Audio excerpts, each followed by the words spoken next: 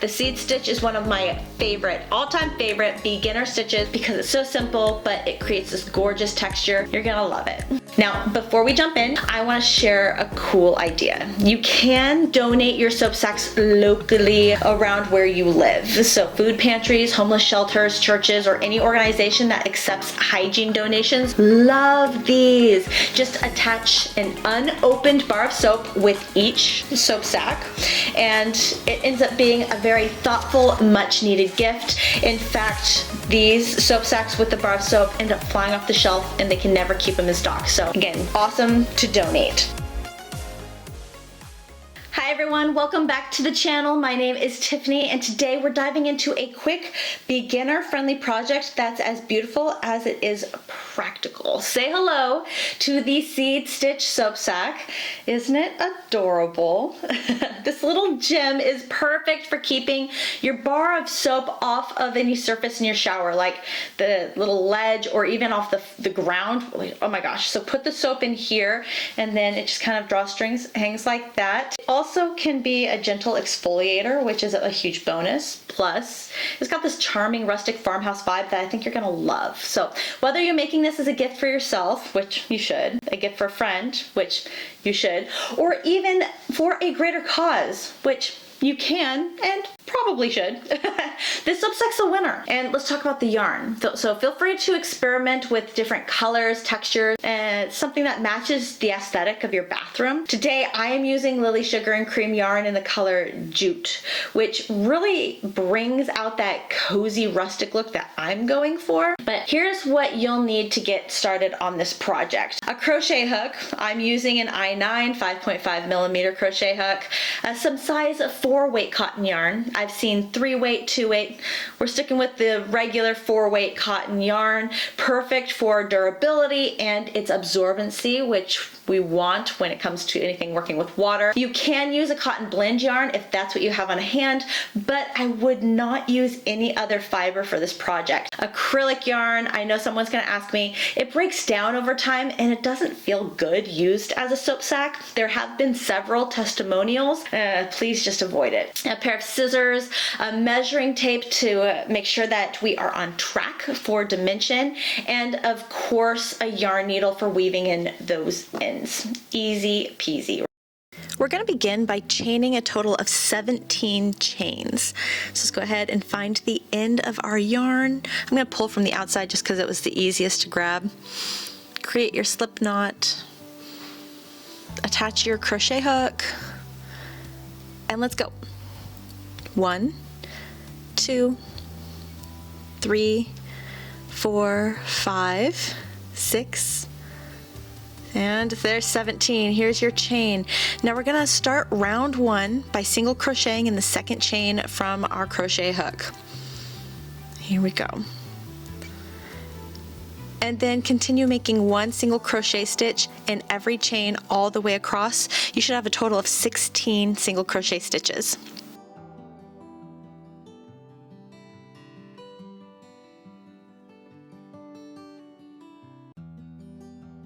Once you make it to that last stitch, this is what we're looking at. We're actually going to continue on to the other side of the foundation row. So turn the work so that way you are now looking at the foundation row. Insert your crochet hook into that left behind loop from your foundation and single crochet right into that. It might be a little tight, that's okay. It'll make more sense as we move forward with the soap sack. And make 1 single crochet stitch on the other side of the foundation row, all the way across, another 16 stitches. Once you get to the end here, you should have a total of 32 single crochet stitches all the way around. At the end of round 1, we're actually going to slip stitch into the top of the first single crochet stitch to close the round. This is the only time that we're going to actually have a closed round for this project. And there you go. And this is what you should be looking at.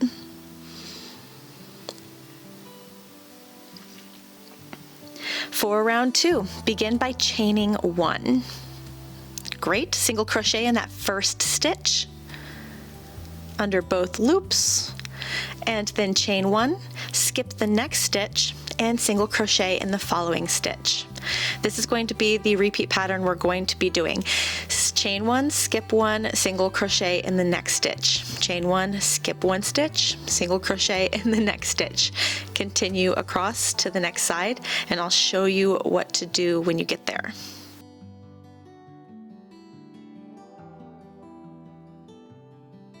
Right, as you approach the other side, just keep going, don't skip a beat. Single crochet, chain 1, skip that next stitch, and single crochet in the next. Don't let it confuse you or stop you. Just continue the pattern of chain 1, skip 1 stitch, single crochet in the next stitch, all the way around for round 2.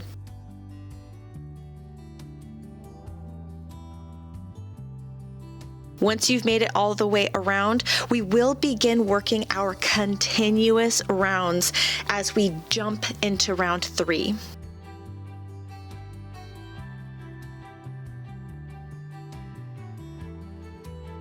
Okay, at the end of round 2, you have a single crochet stitch in the last stitch. You're going to chain 1, skip over that very first single crochet stitch that you made for round 2, and then single crochet into the first chain 1 space, and then repeat your pattern. Chain 1, skip over the single crochet stitch, and single crochet into the chain 1 of the chain 1 space. Then chain 1, skip over the next single crochet stitch, and single crochet over the next chain 1 space.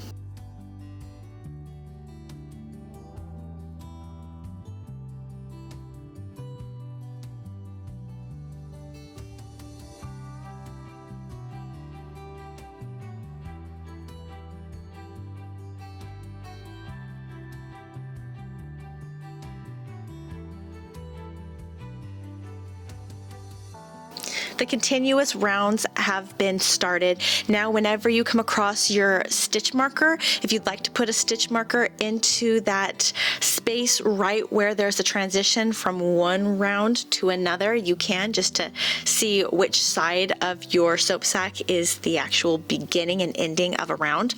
Then every time you come across that stitch marker, you'll just jump right into the next row or next round by finding that chain 1 space.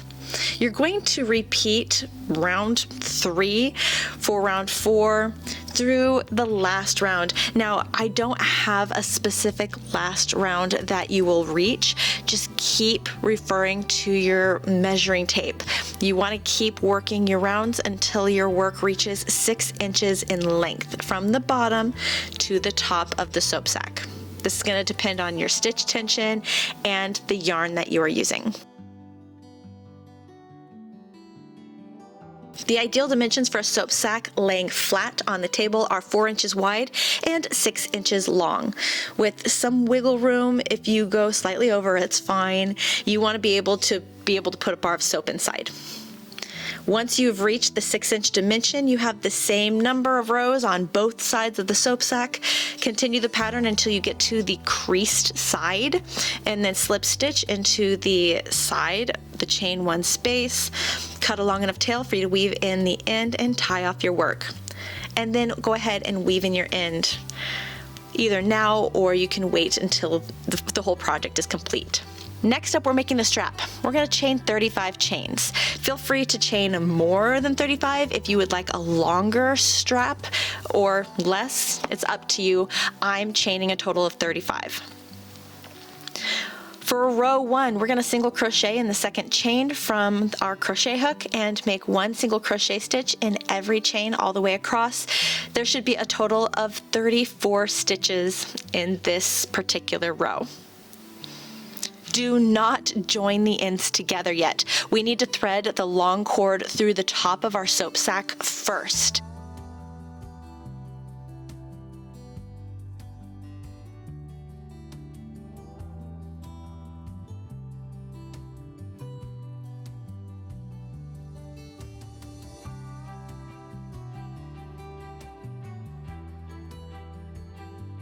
find a round somewhere in the 1 inch mark from the top of your soap sack.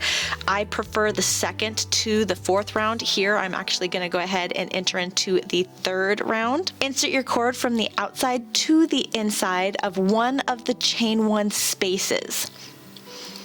Then skip the next chain 1 space and insert the cord from the inside to the outside of the next chain 1 space of that round. We're going to try to stay in that same round all the way around the soap sack. Careful, it is possible for you to accidentally insert your cord into round 2 or round 4 of the top instead of staying with that round 3 or whichever round that you are working with. Just try to stay within the same round. Once you've made your way all the way around, now we can take those tails and we can close the cord to make a full circle. Double check to make sure your cord isn't twisted anywhere on the inside. Just an aesthetic thing. It's just to make sure it looks clean and pretty. Then go ahead and thread one tail through a yarn needle, lay the 2 ends on top of each other, and just sew it together. Go in, around, back in and around. Grab the other tail and do the same thing.